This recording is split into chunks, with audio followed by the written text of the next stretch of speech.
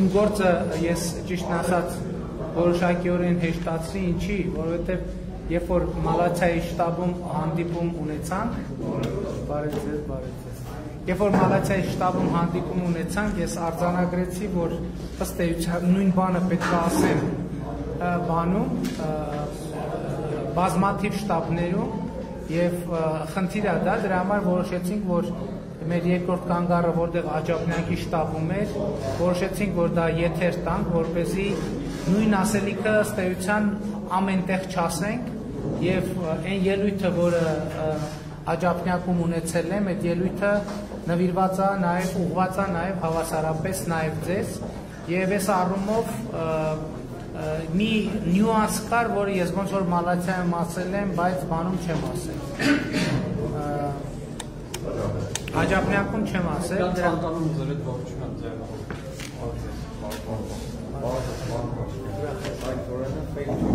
իմացա, ճանաչեցի արդեն։ Ժորժ ջան, նստեք, եկեք, Հայկ ջան, նստեք, անցեք նստեք։ Ես էլի ուզում եմ բոլորիդ այս մի պահը ուղղված է անհատապես, դրա համար ուզում եմ, որ բոլորիդ ասեմ, ուզում եմ շնորհակալություն հայտնել, որ պինդ եք մնացել այս ողջ ընթացքում, որովհետև շատ դժվար եւ դաժան ժամանակներ ենք ապրում եւ այս ժամանակներում մեզ մեղադրում են ամեն ինչի մեջ, ինչում հնարավոր է մեղադրել։ Ես մալացիայի շտաբում մի նյուանսի անդրադարձա, որ երբ որ ասում են, որ մեր հասցեին ասում են դավաճան, պետք է կանգնեցնել առանց էմոցիաների, առանց նյարդայնանալու։ Ասել շատ լավ, ձևակերպեք ինչու՞մ է դավաճանությունը։ Ինչու՞մ է դավաճանությունը։ Դավաճանությունը այն է, որ 7 շրջանները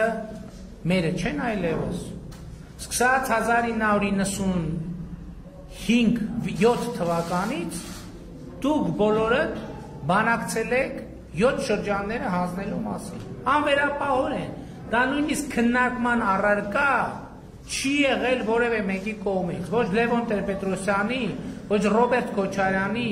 ոչ էլ Սերժ Սարգսյանի կողմից։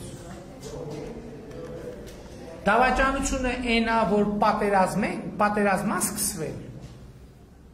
Բայց 2016 թվականին էլ պատերազմ սկսեց։ Բայց ինչի դավաճանություն չէիք համարում այդ պատերազմը։ Պատերազմից կարելի է խուսափել։ Իհարկե կարելի է խուսափել, եթե բավարարվեր Ադրբեջանի բոլոր պահանջները։ Երբ Լևոն Տեր-Պետրոսյանը հարցազրույց է տալիս, ասում է Ռոբերտ Քոչարյանը, ասում է, որ մեր ժամանակ Ադրբեջանն էր միշտ մերժում առաջարկը, լուծման առաջարկները։ Տեր-Պետրոսյանն էր ասում է, հա պարզ էր, որովհետև Ադրբեջանը հասկանում էր, որ ժամանակը իր օգտին է աշխատում։ Եվ հետևաբար այն ինչ որ դուք անվանում եք, այսպես ասած, խաղաղ, հաղթական ժամանակներ, դա ընդհանրապես Ադրբեջանը, ինչպես վկայում է Տեր-Պետրոսյանը, իր օգտին էր աշխատացնում։ Եվ ինքը գիտեր վերջին կետը որն է, իսկ դուք գիտեիք վերջին կետը որն է։ Եթե գիտեիք, որ վերջին կետը էդ էր, կամ պատերազմը, կամ պետք է Ղարաբաղով հանդերձ հանձնեիք տարածքները ներառյալ, ընդ որում սա ես չեմ ասում, սա ասել է Սերժ Սարգսյանը։ Գնացեք հարցազրույցը նայեք, ասում է մենք ասում ենք 7 շրջանը տալիս ենք, Ադրբեջանը ասում էր չէ։ Բայց եթե 7 շրջանը տալիս եք, Ադրբեջանը ասում էր չէ եւ նորանոր պահանջներ էր առաջադրում, եկեք իրար հետ տրամաբանենք։ Որը կարող էր լինել այդ 7 պահանջը, ինչ կարող էր լինել 7 շրջանից դուրս պահանջ։ Շուշին, Ղարաբաղը, Մեղրին, անկլավները եւ այլն եւ այդպես շարունակ։ Եվ հետեւաբար, եթե դա է թեման, սա պետք է հստակ ասել։ Ինչու՞մ է մեր դավաճանությունը։ Եթե կա դավաճանություն, դավաճանը դուք եք։ Աջափնյակում էլ ասի, այն քաղաքական ուժը, որ ստորագրել է Բաթումի եւ Ալեքսանդրապոլի պայմանագիրը եկել է մեզ դավաճանության մեջ է մեղադրում։ Դուք գնացեք հենց մի հատ Բաթումի եւ Ալեքսանդրապոլի պայմանագրի ստորագրողներին, երբ որ հրապարակային կհայտարարեք դավաճան, այն ժամանակ եկեք կխոսենք։ Մենք այսօր հստակ ասում ենք, մենք այս գործում գոռալով չի։ Եթե դավաճան գոռալով այնքան գոռանք դավաճան ախորժակները փակվի մի քանի տարով։ Մենք ասում եմ այս պատմության մեջ մենք մեղադրյալ չենք, մենք մեղադրող ենք։ Որովհետև այն ինչ մենք արել ենք 3 տարում բանակի համար, այն ինչ մենք արել ենք 3 տարում տնտեսության համար, այն ինչ մենք արել ենք 3 տարում ընդհանրապես քաղաքացու մարդու համար, եթե դուք նախորդ 30 տարվա ընթացքում այդ տեմպի 1/3-ը պահած լինեիք, մենք այսօր այս իրավիճակի մեջ չենք կրնի։ Գողը ամենաբարձրն է գոռում, բանը գողացան։ Չկա տենց բան, մենք չենք խեղճանալու այս պատմության մեջ։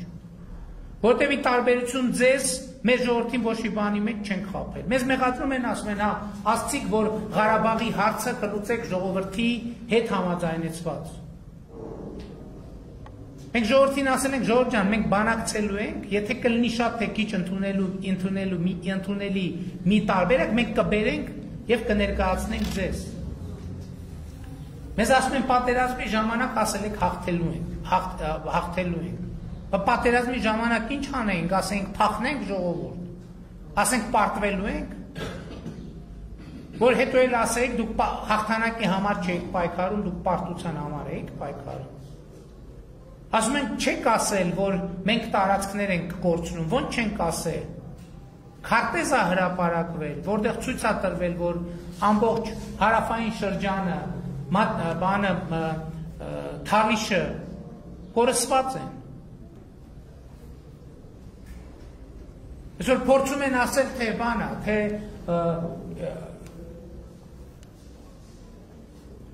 ինչ որ այդ Լելե թեփեի պատմում փորձում են ասել, ասում են, սկզբից բան էր,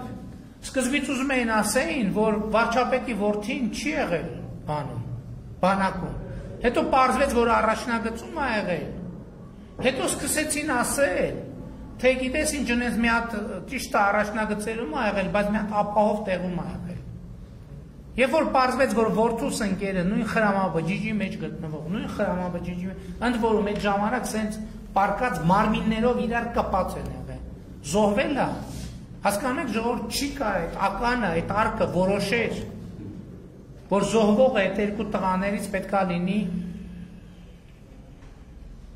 այդ տղայի անուն ազգանունը կա, հասցեն կա, հեռախոսի համարը կա, հիմա եկել են ասում են 1800 հատ զոհ են տվել, որ վարչապետի որդուն էվակուացնեն, վարչապետի որդուն ոչ մեկ չի էվակուացրել, ոչ մեկ չի էվակուացրել, վարչապետի որդին իրան ստորաբաժանումների հետ նահանջել է եւ ինչպես ուրիշները նույն կերպել այլք։ Այստեղ ուրիշ մանրամասներ էլ կան, որ ես հիմա հարկ չեմ համարում նշեմ։ Մեզ մեղադրում են ամեն ինչի մեջ։ Ընդհանուր սատանային ծառայելու մեջ։ Բայց կա մի կարևոր հանգամանք։ Մենք ինչ ենք մինչև այսօր այստեղ եւ կանգնած, որովհետեւ մենք այդ ամեն ինչի մեջ մեղավոր չենք, որովհետեւ եթե մենք լինեինք դա, մենք այսօր խոսելու բարոյական ուժ չէինք ունենալ։ Չենք կարող։ Մենք մարդկանց աչքերի մեջ չենք կարող նայել։ Այսօր մենք շատ բան ենք կորցրել, բայց մենք պահպանել ենք մարդկանց աչքերի մեջ նայելու իրավունքը։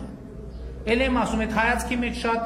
մեծ կորուստ կա, այդ հայացքի մեջ տառապանք կա, այդ հայացքի մեջ պարտություն կա, բայց այդ հայացքի մեջ չկա մի բան, որը մեզ կզրկի մարդկանց աչքերի մեջ ուղիղ նայելու իրավունքից։ Ովքեր են այդ դավաճան գոռացողները, երկիրը թալանածները։ Դասում են ձեր օրոք պարտություն է եղել, բայց ձեր օրոք հոկտեմբերի 27 է եղել։ Բայց Ռոբերտ Քոչարյան եւ Սերժ Սարգսյան եկեք բան տվեք, պատասխան տվեք հոկտեմբերի 27-ի մասին։ Եկեք պատասխան տվեք նրա մասին, որ ձեր ղեկավարած ազգային անվտանգության ծառայությունը տեղյակ է եղել, որ Նաիրի Հունանյանը մտնելու է եւ զենքով բան անելու։ գնդակահարելու է ժողովրդի առաջնորդներին։ Բայց ինչ բա պատասխան դες թվում է թե դուք պատասխան չեք տալու, հոկտեմբերի 27-ի համար պատասխան չեք տալու։ Ասում եմ բայց այդ վարչապետը Թուրքիայի գործակալն էր, էլ ինչ պետք է լիներ, որ այնա եղավ։ Բայց 1999 թվականին Հայաստանի ղեկավարը, որ Թուրքիայի գործակալը, էլ ինչ պետք է աներ։ Էլ ինչ պետք է աներ։ Ժողովրդի առաջնորդներին գնդակահարել խորհրդարանի բանում, դահլիճում։ Թուրքիայի գործակալի անելիք էլ ինչ պետք է աներ։ Երկիրը թալաներ միլիարդներով հարաբերությունից փողեր դուրս տաներ Եվրոպաներում, չգիտեմ որտեղ, ինչեր ձեռք բերել։ Մարդկանց իրավունքից զրկել։ Սափրագլուխների բանակներով երիտասարդությանը ճնշել։ Երիտասարդներին տանել բանակ եւ կերակրել կներեք արտահայտության անասնակերով։ Բա Թուրքի գործակալը ինչ ուրիշ ինչ պետք է ասել ժողովուրդ, ես Թուրքի գործակալ եմ, հիմա ձեր վարչապետին ու ազգային ժողովի նախագահի հետ բանատեղի ունենալու հոկտեմբերի 27-ին երկիրը թալանվելու է, ձեր զինվորներն էլ բան են լնելու, անասնակեր են ուտելու։ Բա այդ ինչ այս ամեն ինչը մի օրում է ստեղծվել։ Բա դուք ինչ եք բանակցել։ Այսօր մեզ ասում են մեղրի։ Որևէ մեկը կարող ասի, որ ես Հայաստանի որևէ մի պաշտոնյայի առաջ հարց եմ դրել, քննարկել, որ մենք մեղրի կամ մեղրի միջանցք պետք է տանք։ Ես ասում եմ, չի եղել, մենք տենց բան չենք քննարկել, չենք քննարկում ու չենք քննարկելու։ Իսկ Ռոբերտ Քոչարյանը անվտանգության խորհրդի նիստ է հրավիրել, դրել է, որ մեղրին պետք է փոխանակենք, տանք Ադրբեջանին։ Այդ նշանակում է, որ Հայաստանը ոչ միայն մեկ ցամաքային սահման են ունենալու, նաև մեկ օդային սահման են ունենալու, որով կկարողանար որոշակի գործունեություն ծավալել։ Բա պատասխան տվեք, բա այդ ոնց է եղել, որ անվտանգության խորհրդի նիստ եղել է, Կարեն Դեմիրճյանն ու Վազգեն Սարգսյանը դեմ են արտահայտվել, դրանից հետո էլ Վազգեն Սարգսյանը գնացել է Մեղրիում հայտարարություն արել, ասել է մեղրին պայթելու է Երևանի կենտրոնում, դրանից հետո ինչ որ մեկը մտել է խորհրդարանում գնդակահարել է Վազգեն Սարգսյանի եւ Կարեն Դեմիրճյանի։ Այդ դուք եք մեզ ասում դավաճանն է։ Այդ դուք եք Թուրքիայի գործակալի ակնարկանում։ Այս պատմության մեջ էլի ստացվեց, որ նույնը կրկնեցի մի քիչ ուրիշ տրամաբանությամբ, այս պատմության մեջ մենք ամբաստանյալ չենք, մենք մեղադրող ենք։ Եվ մենք այսօր ասում ենք, այո, այսօր, հենց այսօր, նաև Հայաստանում ազգային ազատագրական պայքար է տեղի ունենում, որովհետև խաղասեղանին է դրված մեր պետականությունը, մեր ինքնիշխանությունը, մեր անկախությունը, մեր քաղաքացիությունը։ Եվ մենք այս գծից չենք նահանջելու, ժողովուրդ։ Մենք կանգնելու ենք ամուր։ Որովհետև այո, մենք ժողովրդին տալու ենք հաղթելու հնարավորություն, դա մերն է, որովհետև եթե մենք չլնենք, այդ նշանակում է ժողովուրդը չունի հաղթելու հնարավորություն։ Այդ նշանակում է, որ ժողովուրդը պիտի ընտրի թարմ, պակաս թարմ և հին ավելի հին փդած համակարգերի միջև։ Այո, մենք վերջին 3 տարում Հայաստանում այնքան փոփոխություն ու բարեփոխում ենք արել, էլի ասում եմ, որ եթե վերջին 30 տարվա դրա 1/3 տեմպը պահվեր, Հայաստանը այսօր որակապես նոր երկիր կլիներ, ուրիշ երկիր կլիներ, ուրիշ բանակով, ուրիշ տնտեսությամբ, ուրիշ միջազգային հեղինակությամբ եւ ուրիշ կշռով։ Եվ մենք այս ճանապարհով գնալու ենք։ Եվ ուզում եմ նաեւ անդրադառնալ ընթացիկ սահմանային իրադրությանը։ Այո, մենք հստակ քաղաքական որոշում ունենք, որ մենք գնալու ենք այստեղ, թույլ չենք տալու պատերազմներ եւ չենք գնալու սրացումների եւ լուծելու ենք խաղաղ դիվանագիտական ճանապարհով։ Եվ երեք առաջարկ տարել եմ, որը մտնում է մեր տրամաբանության մեջ։ Ինչ ենք մենք ասում։ Մենք ասում ենք սահմանագծից 2 զորքերը հետ են քաշվում, միջազգային դիտորդներ են գալիս, կանգնում եւ միջազգային հովանու ներքո մենք իրականացնում ենք սահմանագծում։ ասում են մեզ սահմանագծում դեմարկացիա պետք չի։ Սահմանը 21-րդ դարում այնա նույնն է, ինչ որ ենթադրենք միջնադարում եւ դրանից առաջ Պարիսպն էր։ Ոնց որ ասեմ, Պարիսպ պետք չի։ Չի կարող լինել այդպիսի բան, որ մենք այո պետք է ունենանք գծանշված, արձանագրված, պայմանագրերով հիմնավորված պետական սահման, որը Պարիսպը։ Այո, կան տեղեր, հատվածներ, որտեղ շատ դժվար է եւ նույնիսկ անհնար է սահմանները շատ երկար պետք է աշխատել։ Դա չի նշանակում, որ մենք երբ որ ասենք դեմարկացիա, դելիմիտացիա, 2 օրում sense գծեցինք ինչ որ ձևով ու ավարտեցինք։ Ոչ ամենևին։ Ես այդ անդրադարձել եմ իմ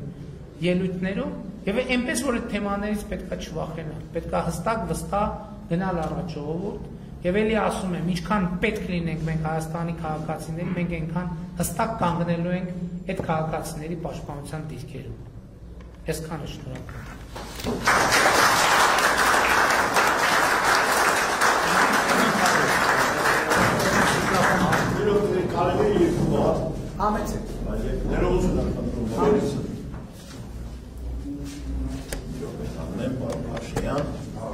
Ուրեմն, պարոն Փաշինյան, ներկայանամ, Ալոն Երեմյան, ես ձեզ առաջին անգամ հանդիպել եմ 99 թվականի մարտի 26-ին, խմբագրությունում, այն ժամանակ դուք ավելի երիտասարդ էիք, ես էլ ջահել էի, հիմա փոխվել եմ, ասած ինչ է, ես ձեզ բարևներ եմ փոխանցում սահմանագծից, իմ տղա զինվորական է փոխգնդապետ, մասնակցել է բոլոր պատերազմի բոլոր օրերին եւ առանց զոհի իր զորքը հետևել, քաշել մինչև պատերազմի ավարտը։ Իր եւ իր ընկերները խնդրեցին ձեզ մեծագույն բարևներ եւ բարեմաղթանքներ եւ հաջողություններ ցանկալ եւ ասեցին մենք ձեր կողքին ենք։ Այդ մեկ։ Երկրորդը, պարոն Փաշինյան, ուրեմն ես այն մարդկանց մեկն եմ, որ անգիր, լավ անգիր չէ, գոնե տիրապետում եմ մեր հայոց նորագույն պատմությունը օրերով, ամսաթվերով, ժամերով։ Գիտեմ բոլորին, տիրապետում եմ բոլորի ելույթներին, բոլորի մտքերին։ Ուրեմն ես ինքս այս ֆիզիկական կարգավիճակով մի փոքր մինի այսպես գրասենյակ է բացել եմ իմ բակում, իմ բեսեդկայում բակի եւ ամեն ժամ, ամեն օր պրոպագանդում եմ ձեզ եւ ձեր թիմին, մեր թիմին։ Ուրեմն մի այսպես հուզիչ բան ասեմ, հարգելի ժողովուրդ, շատ լսեք։ Երեք երեկոյան ինձ զանգեցրել Մարտունու Արծվանից գյուղից զոհված փոխգնդապետի մայրը, Կարեն Սիմոնյանի մայրը, Կարինե, Տիկին Կարինե, որը ձեր պարզապես երկրպագուներից մեկն է։ Եվ ինձ խնդրում է, ասում է, Ատոմ ջան, ուղղակի խնդրում եմ, իմ կնոջս քույրն է ինքը։ Ասում է, խնդրում եմ, ասում եմ, մեր գյուղում Քոչարյանի մյուսի մարդիկ եկել են, խաղեր են տալիս, գյուղական բարբառով ասեմ, էլի։ Խնդրում եմ, ասում եմ, քո հեղինակությունը փորձի մեր գյուղի վրա եւ կանխի հանկարծ մեր գյուղից նրան ձայն չտանեն ու եթե կհանդիպես պարոն Փաշինյանին ինչ որ առիթով ես գիտեի որ այսօր ձեր այդ հանդիպումը կա պարզապես ակնկալում էի որ մի օր մենք կհանդիպենք Դավիթ Փաշինյանին ասում եմ խնդրում եմ իրեն փոխանցեք որ մենք բոլորս պատրաստ ենք եւ կանգնած ենք իր կողքին փոխանցում եմ այդ բարևները այդ ողջույնները ձեզ Եվ ես ասում եմ հաջողություն եմ ձեզ, ամենայն բանիկ, ամենայն հաջողություն, պարոն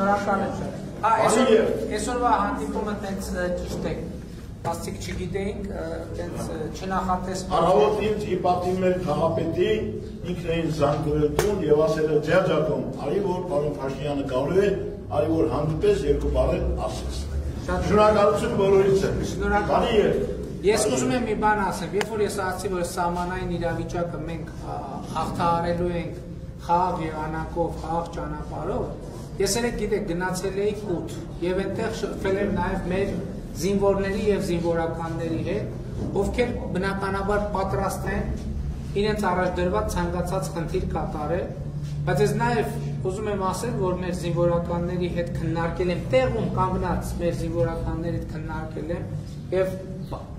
իմ պատկերացումն եմ ձևակերպել, որը երեկոյան արդեն ես հրապարակեցի եւ նրանք հստակ ասել են պարոն վարչապետ, մենք կանգնած ենք այդ դիրքորոշման կողմից, եթե ինչ խնդիր կդնենք մենք կլուծենք, բայց Մենք պաշտպանում ենք նաև ձեր այն դիրքորոշումը, որ մենք գնանք քաղաքական դիվանագիտական ճանապարհներով լուծենք, այնպես որ նաև մեր զինվորականների հետ է այդ հարցը քննարկված եւ այս նրբության մեջ էլ կարեւոր է համարում, որ որևէ տարընթերցում չլինի։ Դուք էլ կբարևեք ձեր որդուն։ Գիտեք, ուղղակի այսպես ասած իմ պատկերացումը ձեր այս քարոզարշավի հետ կապված։ Գիտեք,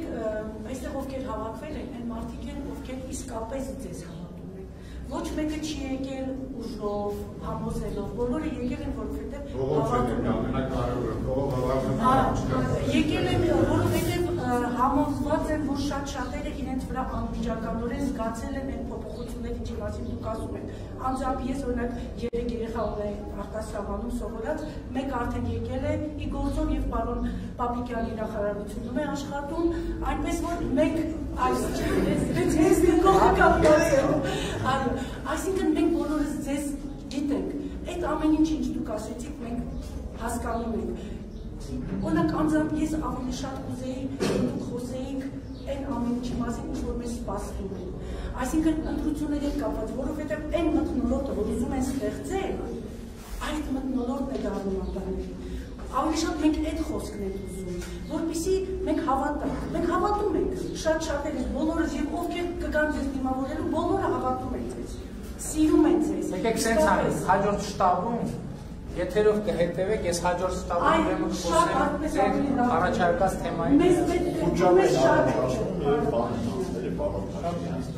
Եղա, Ստեսություն